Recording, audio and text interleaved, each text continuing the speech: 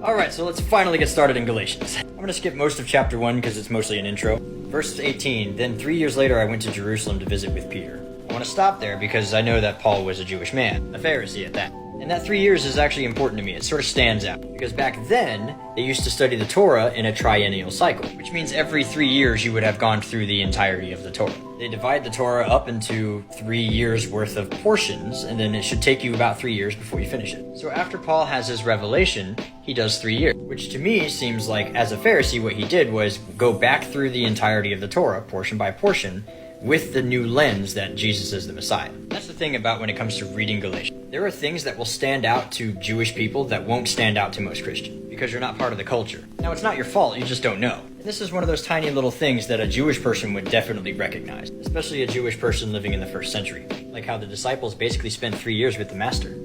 One Torah cycle.